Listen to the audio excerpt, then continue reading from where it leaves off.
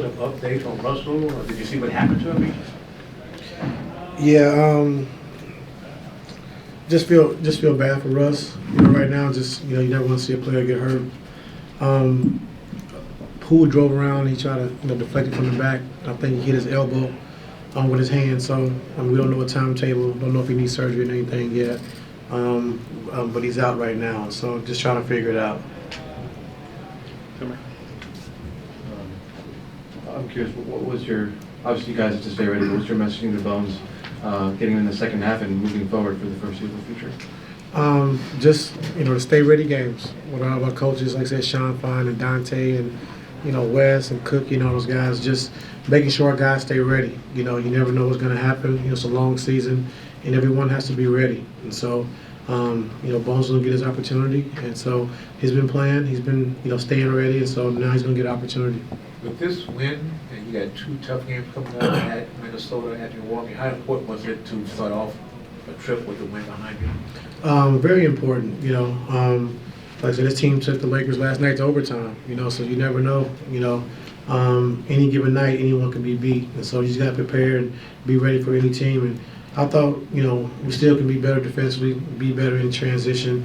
Talked about it again at halftime to continue to keep getting better. But, Kuz was on fire in that first half, and, they couldn't miss. They made some shots.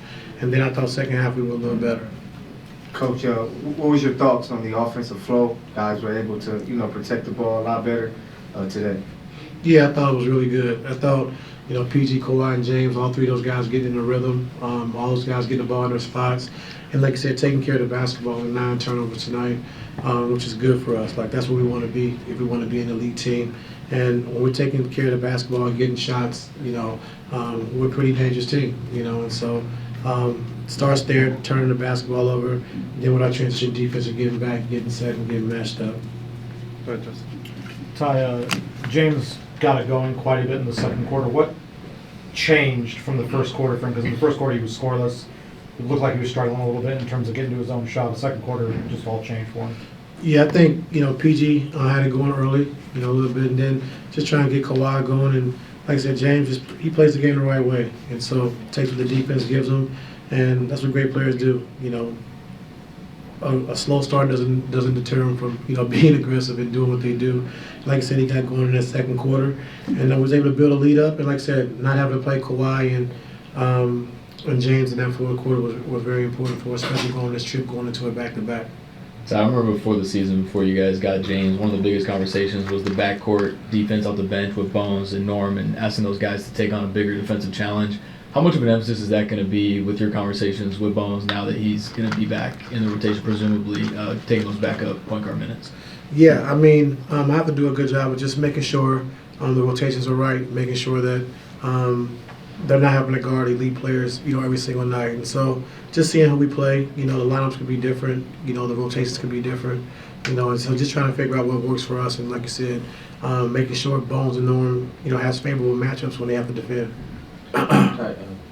2 parts here. First, with the back-to-back coming up, could we expect Paul to play in both of those, or do you not sure yet? Okay. And then with Russ, I think he's been very important for you guys as a leader. Beyond just the on-court stuff, I guess. How do you need to keep him engaged? I know it's still early, but how do you keep him kind of in that leadership mode despite this kind of setback here? Yeah, I mean, he's gonna stay engaged regardless. That's just who he is, And so we need him around. We need his energy. We need his talking. The way he leads. And so until he's able to get back, then we're gonna miss him. So hopefully it's a speedy recovery. We get him back sooner than later. But I'm not sure the timetable right now. Hey, Coach. Just some thoughts about Dante starting today and what you think how he did today. I thought it was good. I thought he was really good in drop coverages, but I thought he was even better in our blitz coverages. When we blitzed Kuzma in the second half, I thought he did a really good job of getting out on the screens and keeping it from turning the corner. He made a 3 today, rolled to the basket, made some plays, and so I thought he was really solid today. Last one. Sorry, Tom. A former player of yours is creating a lot of noise in Europe right now. I'm talking about Moses Wright. He just signed with Olympiacos, playing at the top level outside the NBA and the EuroLeague. He's 9-0 since signing with them, helping them a lot. Another win today. Do you think that, if he flourishes in the top competition outside the NBA, he'll be back in the league? And can you talk a little bit about, coaching him and his attributes? Yeah, I mean, I hope so. He's a great talent. Shoot the three. Very athletic, and he played for a friend of mine. I think he was in China last year, right? Correct. Yeah, with Vincent Hamilton, and so he had him over there, and just from being the player of the year, I think in the ACC at Georgia Tech, and coming with us, I thought he did a really good job, and so hopefully, teams can see that he's a really good player. He deserves to be in the NBA, and I wish him all the best, and hopefully we can give him another opportunity. Thank you. Thanks, Paul. Thanks, bro. Yeah. Thanks, sir. Let's get ready for Hoop Jab.